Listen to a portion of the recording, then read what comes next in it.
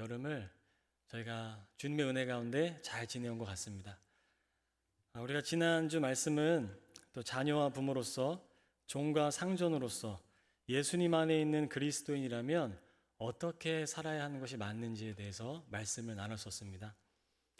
개인적으로 새삼 인상 깊었던 건 사도 바울은 종이라는 직분 자체를 없애려 하지 않았다는 데 있습니다. 그래서 어떤 이들은 차별 없는 복음을 전하는 바울 사도가 왜 그 당시에 노예들의 해방을 주장하지 않았는지 의아해하곤 합니다. 다른 예로 누가복음을 보시면 세례 요한을 자신을 찾아온 로마 군사와 세리에게 그 일을 당장에 그만두라고 하지 않았습니다.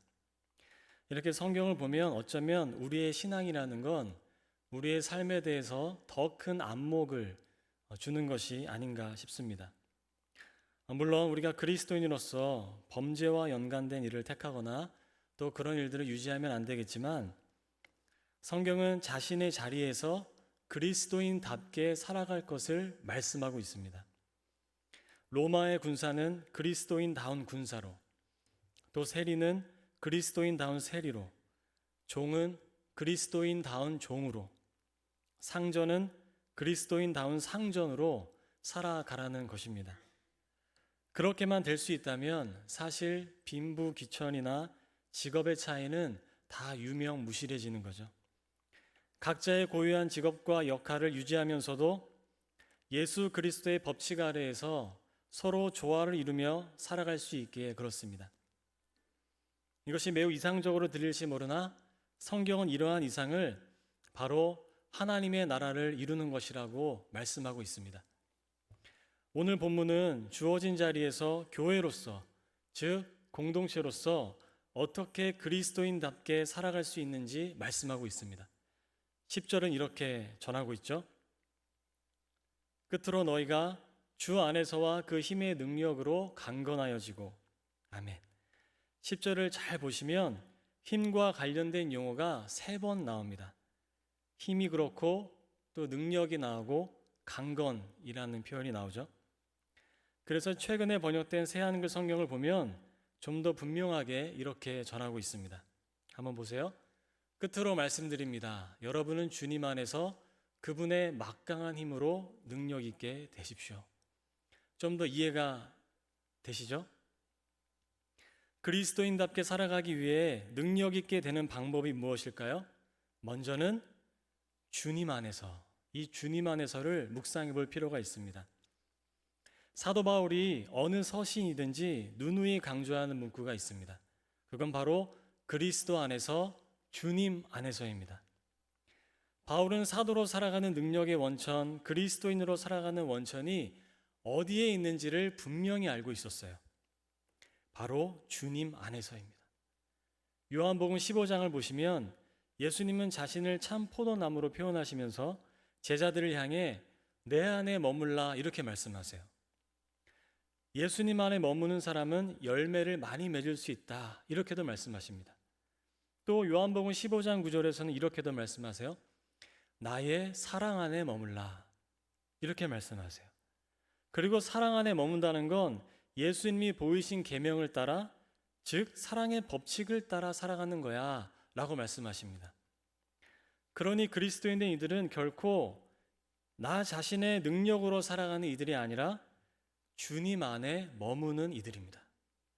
주님 안에 머문다는 건 이제 나 스스로가 아니라 주님께서 나를 다스리시도록 나를 주님께 내어 맡기는 거예요. 제가 수영을 하는 분들의 얘기를 들어보니까 처음에는 몸에 힘이 많이 들어간다 그래요. 그래서 처음에는 물이 좀 공포스러우니까 힘을 주다 보면 물에 아무리 뜨려고 해도 뜨지 않는다 그럽니다. 그런데 반복하여 연습하고 훈련을 하다 보면 어느덧 물에 잘 뜰 뿐만 아니라 힘들이지 않고도 그 긴 레일을 왕복해서 몇 번이나 손쉽게 왔다 갔다 하신다는 거예요. 주님께서 나를 다스리시도록 내어 맡기는 게 뭐냐면 바로 이런 겁니다. 내가 힘을 주어 살아가면 할수록 오히려 물에 뜨지 못하는 것처럼 주님과 함께 살아가는 일이 부자연스러워지는 거예요. 그러나 주님께 내어 맡기고 힘을 빼면 나를 맡겨 편안하게 주님 안에서 유영할 수 있는 겁니다. 다른 의미에서 성령 충만도 마찬가지입니다. 성령 충만은 성령 하나님께서 나를 다스리시도록 나를 성령 하나님께 내어 맡기는 거예요.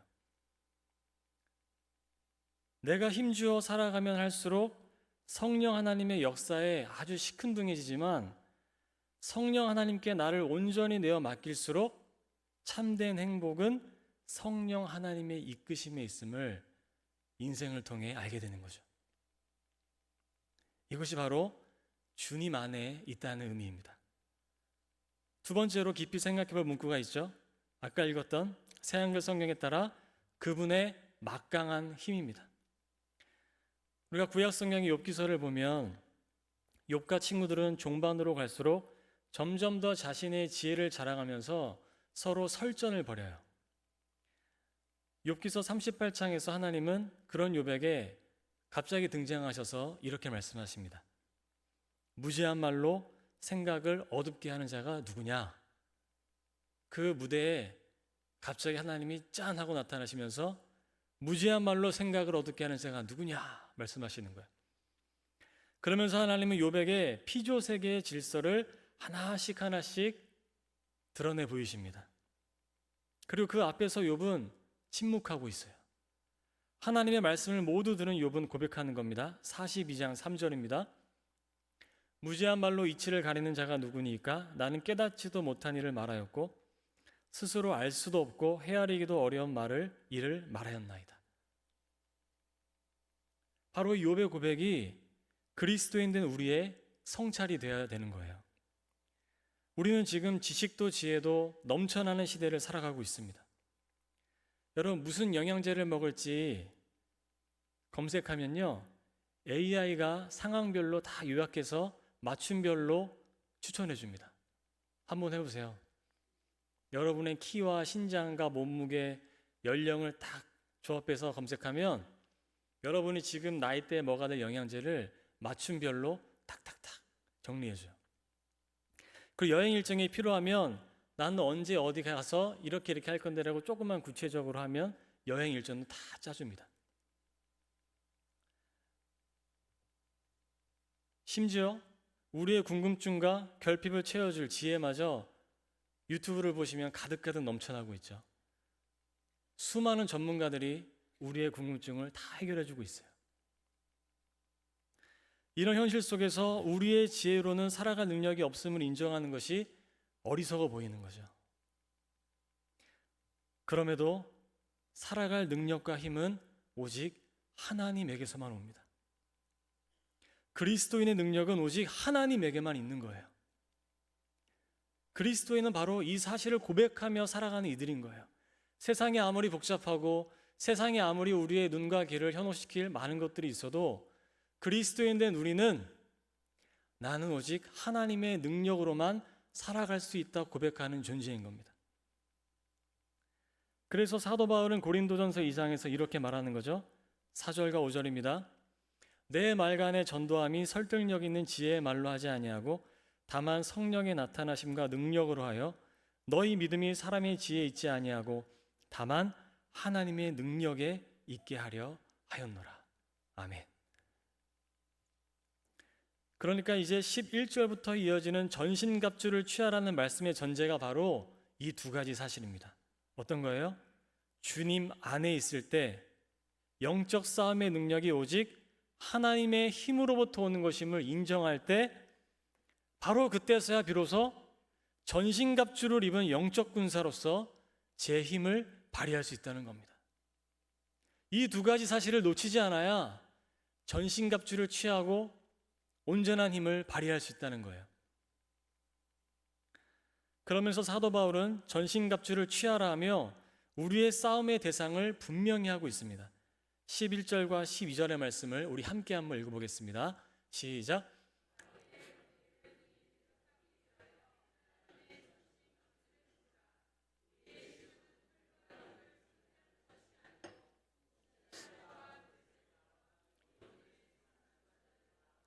하늘에 있는 악의 영들을 상대함이라. 아멘. 우리의 싸움의 대상은요, 혈과 육이 아니고, 그러니까 피와 살을 가진 사람이 아니고 마귀, 즉 사단이라는 거예요. 이 사탄의 통치는 이미 예수님의 죽음과 부활 사건으로 인해 완전히 제압되었습니다. 그럼에도 아직 그 영향력이 찌꺼기처럼 남아있어요. 언제까지 남아있냐면 예수님이 다시 오실 때까지 발버둥치며 남아있는 거예요. 12절을 보면 사단의 권세는 통치자들과 권세들과 어둠의 세상 주관자들과 하늘에 있는 악의 영들과 연결이 됩니다. 여러분 요한계시록 보면 황제 숭배를 강요하는 로마의 황제를 짐승으로 여기는 것과 같죠. 20세기 초에 유럽에서 1차 세계대전 이후에 독일의 디트리 보네포라는 목사님은 그 전쟁의 참상을 보면서 이런 말씀을 하셨어요. 다름 아닌 마귀들이 이 세상의 지배권을 장악하게 되었다는 사실과 여기 이처럼 악독한 음모로 꾸민 것이 바로 어둠의 권세라는 사실에 대해 어떻게 눈을 감을 수 있는가, 이렇게 말씀하셨습니다. 그러니까 사단의 권세, 악한 영들이 미치는 영향력이 단지 영적인 세계가 아니라 이 세상의 통치 질서와 무관하지 않다는 거죠. 보네포 목사에게는 누가 악한 권세로 보였던 걸까요? 히틀러가 악한 권세로 보였던 겁니다. 보네포 목사에게 히틀러는 사람들을 어둠의 수렁으로 몰아넣는 정확하게 악한 권세였어요. 사도 바울이 이 싸움의 대상을 분명히 밝히면서 전신갑주로 무장하라는 이유는 에베소서에서 전하고 있는 교회의 본인 중 하나가 영적 싸움을 위한 주님의 군사로 부름받았음을 강조하기 위함입니다. 그러니까 교회는 전쟁 한복판에서 무장하여 싸우기 위해 부름받은 존재라는 거예요. 그런데 한 신학자가 말하기를 우리는 이 감각을 많이도 잃어버렸다는 거예요. 우리가 싸움을 위해 부름받았다는 사실을 잃어버렸다는 겁니다. 그러나 이것이 바로 에베소서 1장에서 만물을 새롭게 하는 교회의 본질 중 하나이고 2장에서 그리스도께서 이루실 화평을 전해야 하는 교회의 역할이고 3장에서 그리스도의 사랑으로 충만해야 하는 이유이고 4장에서 성령이 하나 되게 하신 것을 힘써 지켜 각자의 지푼으로 그리스도의 몸을 세워 그리스도의 장성한 분량이 충만한 데까지 이르러야 할 이유이자 옛사람에서 벗어나 새 사람을 입어 5장에서와 같이 빛의 자녀들처럼 행해야 하는 교회의 소명입니다. 이게 교회의 부르심인 거예요. 교회는 바로 이 싸움을 위해 부르심을 받았다는 겁니다. 그리고 그 대상은 영적인 실체이고 우리가 살아가는 곳곳에 그 실체들이 작용하고 있는 통치자들과 권세들이고 그들로 인해 세워진 제도일 수도 있다는 겁니다. 그런데 이어질 전신갑주의 목록을 잘 보시면 군사로 부름받았다고 하기에는 어딘지 모르게 허술합니다. 너무 유약해 보여요. 싸우기 위한 군사로 부름을 받았지만 싸우는 방식과 무기는 전혀 군사답지 못한 겁니다. 한번 볼까요? 14절 17절의 말씀인데 우리가 새 한글 성경으로 다 함께 한번 읽어보겠습니다. 시작.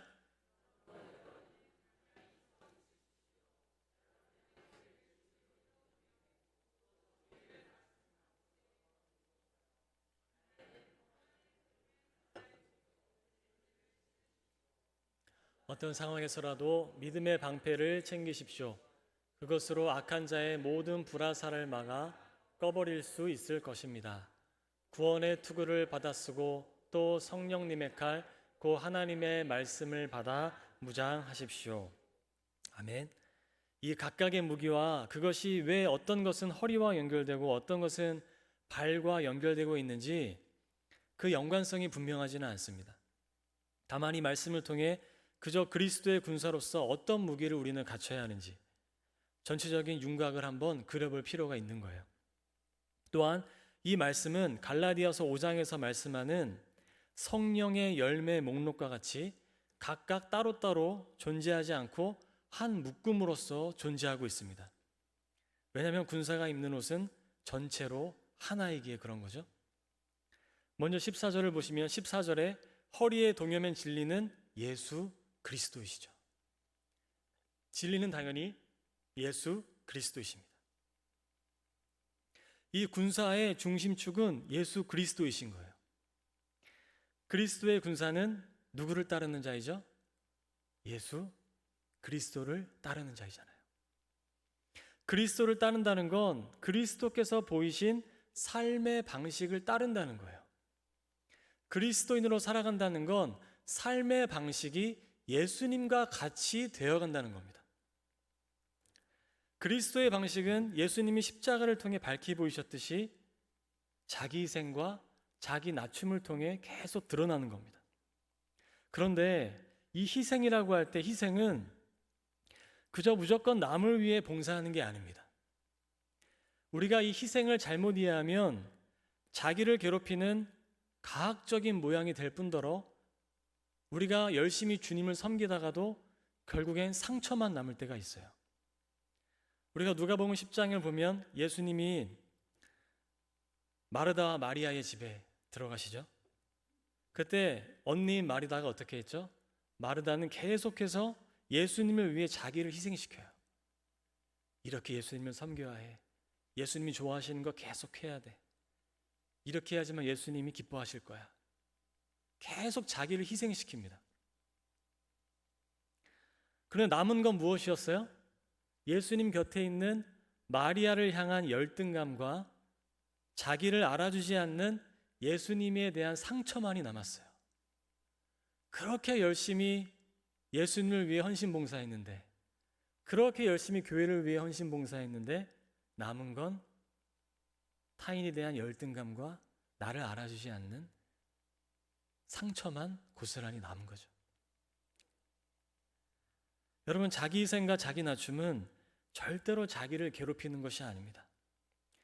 그게 무엇이냐면, 자기 희생과 자기 낮춤이 무엇이냐면 오히려 예수님처럼 타인과 세상을 강제적으로 억압하여 괴롭히면서 변화시키지 않겠다는 거예요. 그게 예수님의 방식이에요. 타인과 세상을 억압하여 내 마음대로 주무르고 내 마음대로 변화시키지 않겠다는 것, 그게 바로 자기 희생과 자기 낮춤의 비밀입니다. 이 허리를 동이라는 표현이 베드로전서 5장 5절에서 6절에도 나오는데요. 우리가 한 목소리 한번 읽어보겠습니다. 시작. 젊은 자들아, 이와 같이 장로들에게 순종하고 다 서로 겸손으로 허리를 동이라. 하나님은 교만한 자를 대적하시되 겸손한 자들에게 은혜를 주시느니라. 그러므로 하나님의 능하신 손 아래에서 겸손하라. 때가 되면 너희를 높이시리라. 아멘.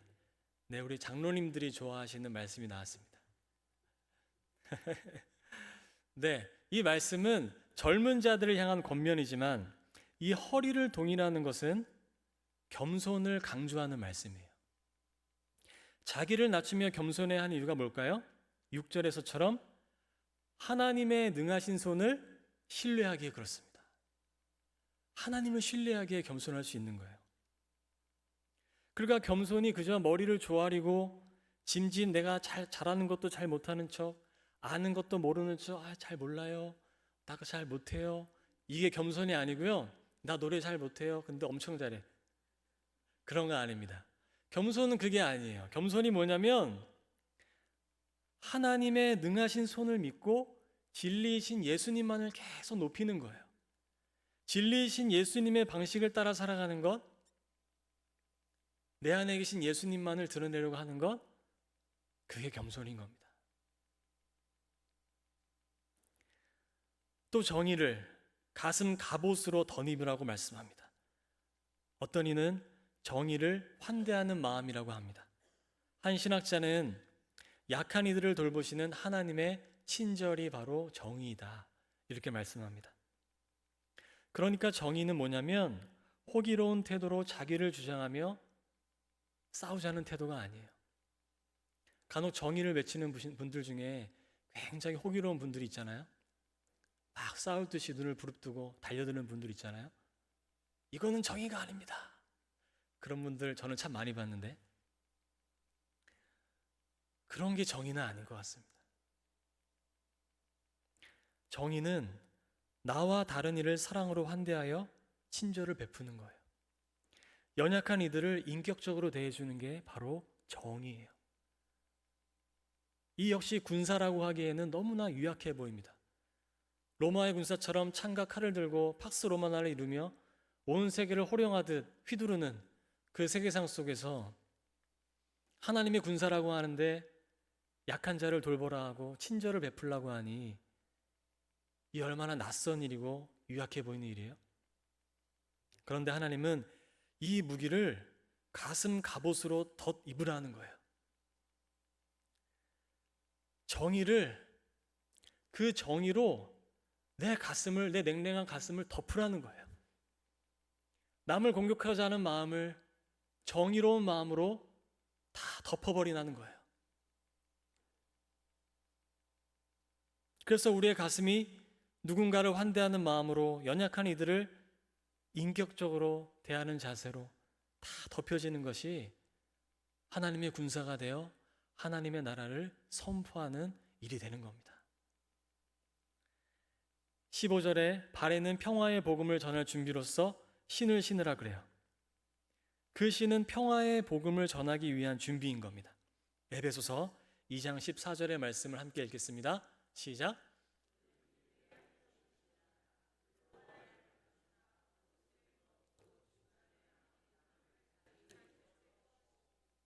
아멘.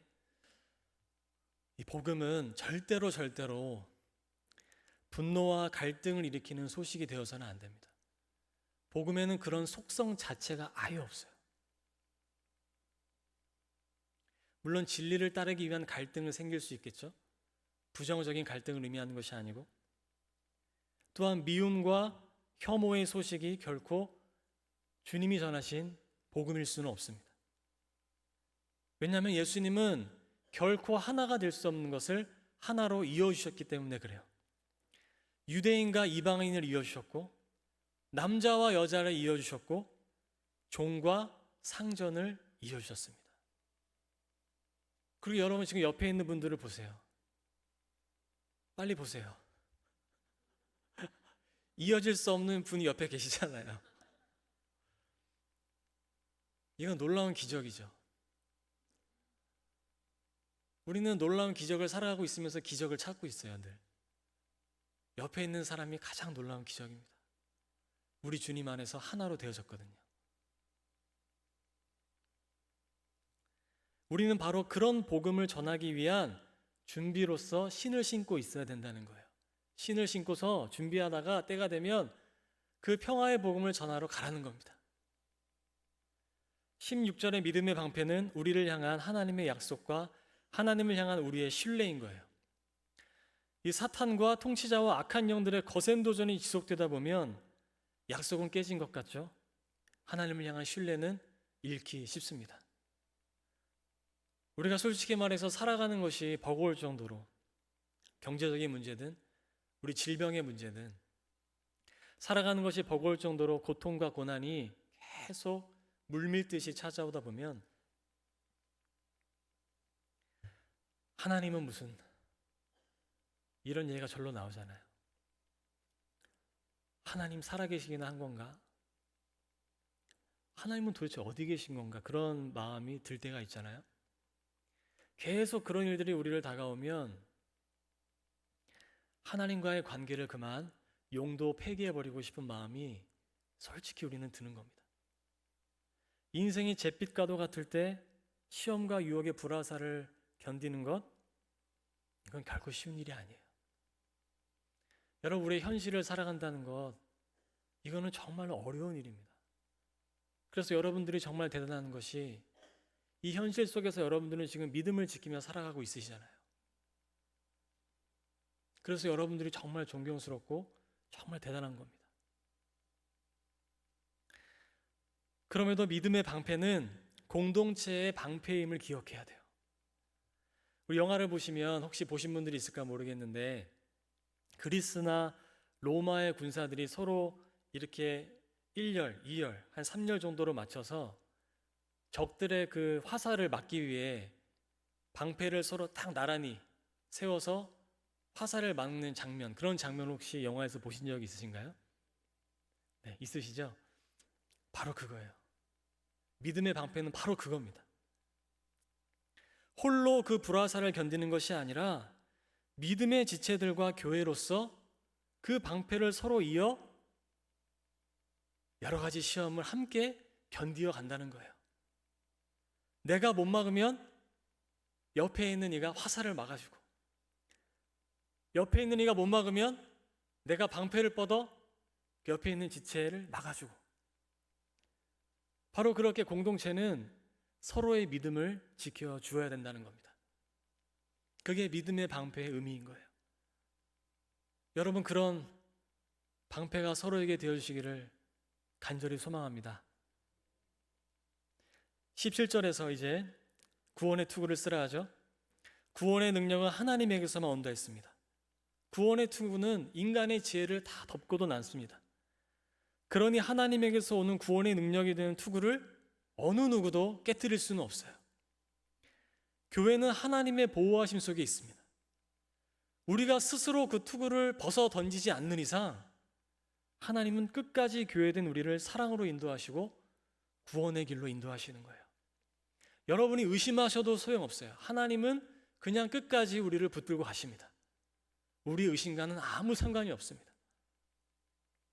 하나님은 그렇게 끝까지 우리가 벗어서 내어 던지지 않는 이상은 우리를 끝까지 보호하세요.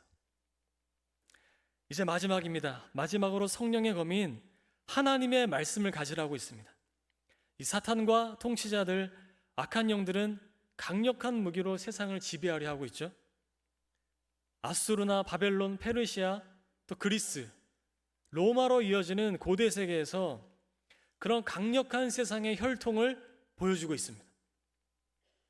그러나 그리스도인의 군사된 이들의 무기는 오직 무엇이라는 거예요? 하나님의 말씀이라는 겁니다. 하나님의 말씀이 교회를 붙들고 있고, 그리스도인들은 하나님의 말씀을 따라 살아가는 것이고 하나님의 말씀만을 전하는 거예요. 히브리서 4장 12절의 말씀처럼 하나님의 말씀은 살아있고 활력이 있고 좌우의 날선 어떤 것보다도 예리하여 혼과 영과 관절과 골수를 찔러 쪼개어 마음의 생각과 뜻을 판단하기에 그렇습니다.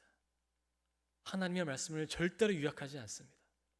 하나님의 말씀이 사람의 영혼을 깨어 부수는 절대적인 무기가 되는 거예요. 정리하자면 교회된 우리는 이 땅에서 치열한 싸움을 위해 부름을 받았습니다. 우리의 싸움의 방식은 결코 타락한 세상의 방식이 아니고 세상이 보기에는 아주 연약한 방식임을 기억해야 됩니다. 우리가 세상의 방식을 따르려고 하면 할수록 교회는 초라해져요. 겉으로는 초라해 보이지 않지만 하나님 앞에서는 그렇습니다. 주님은 그 방식을 통해 하나님의 나라를 세워가기로 하신 거예요. 하나님은 그런 방식을 선택하셨어요. 마지막 한 가지 예화를 들려드리고 말씀을 마치겠습니다. 허리를 동여매고 유약한 이들을 한평생 섬긴 정의로운 인물이 이 땅 가운데 있었는데, 서서평 선교사로 알려진 엘리자베스 요한나 쉐핑 선교사님이십니다. 많이 들어보셨고 또 영화로 보신 분들도 계실 텐데요. 서서평 선교사님은 1910년 일제에 의해 강제로 한일 합방이 이뤄지고 2년 뒤에 선교를 위해 우리나라를 찾으셨어요. 한평생 홀로 여성의 몸으로서 가난한 이들에게 옷과 음식을 다 나눠주다 보니 돌아가실 때는 밀가루 2옷밖에는 남지 않았다 그럽니다.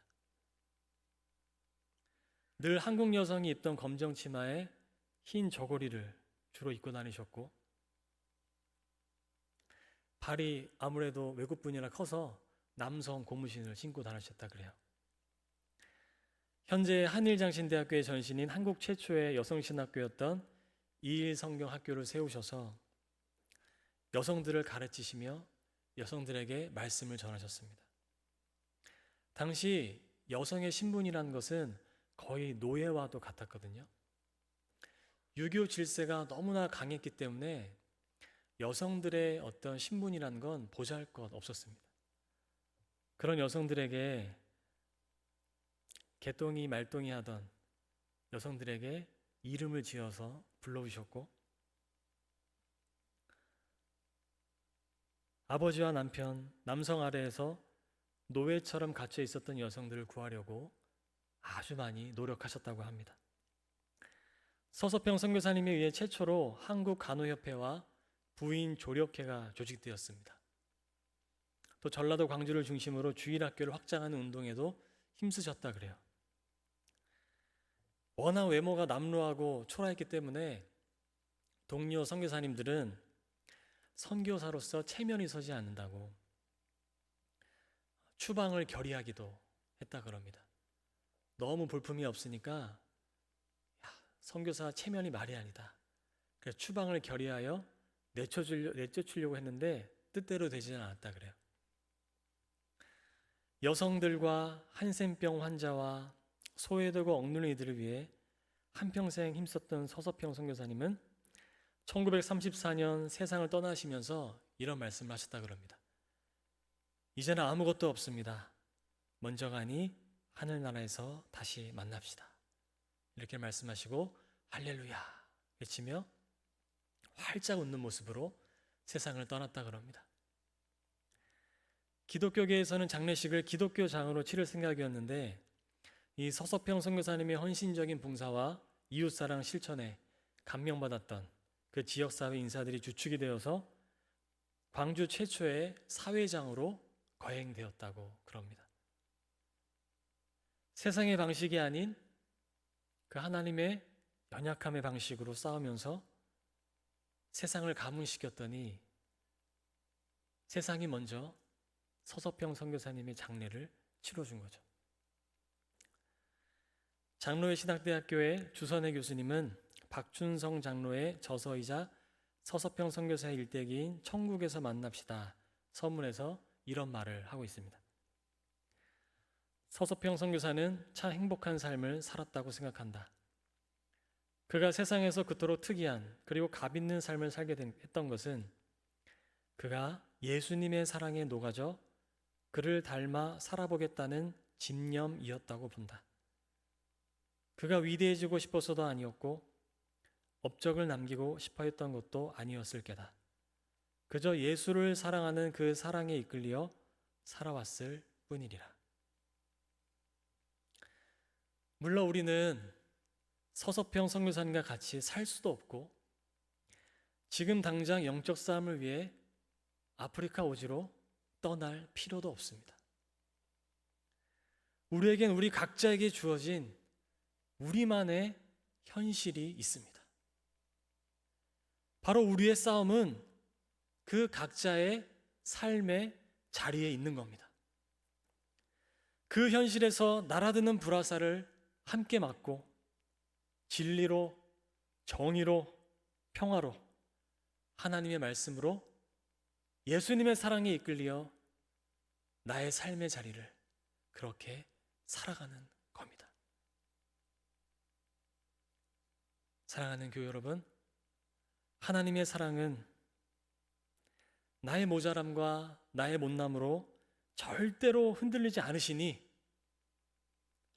그 하나님의 사랑 부여잡고 하루하루 참된 교회로 살아가는 그런 인생이 되시기를 간절히 소망합니다. 이 시간 우리 다 함께 기도하겠습니다.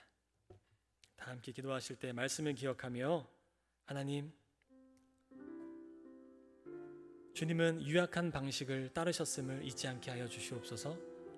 세상의 방식이 아니라 주님의 방식을 따라 살게 하여 주시고 나의 자리에서 주님의 사랑에 이끌려 살게 하옵소서. 우리 잠시 함께 기도하겠습니다.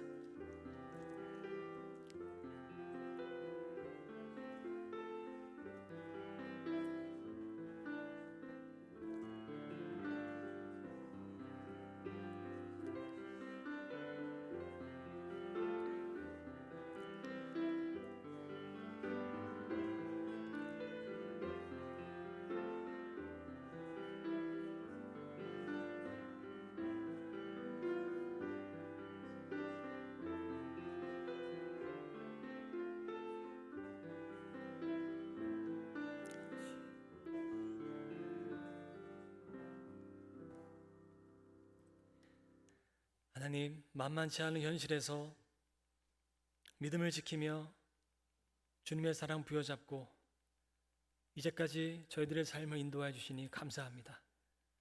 때로는 흔들리던 때도 있었고 모진 고난과 박해와 어려움 속에 그만 하나님을 향한 신뢰를 다 저버리고 싶을 때도 있었지만 그럼에도 주님은 그 구원의 투구를 벗기지 않으시고 우리의 삶을 이제까지 사랑으로 이끌어 주시니 감사와 영광을 올려드립니다. 하나님, 한평생 주님의 사랑 부여잡고 이 길 걸어갈 수 있도록 도와주시고 서로가 믿음의 방패되어 한 공동체로 이 힘겨운 세상살이 동안 주님의 참된 교회로 세워져 갈 수 있도록 하나님께서 저희들을 붙들어 주시고 생명으로 인도하여 주시옵소서. 모든 것 주님께 맡기며 예수님의 이름으로 기도합니다. 아멘.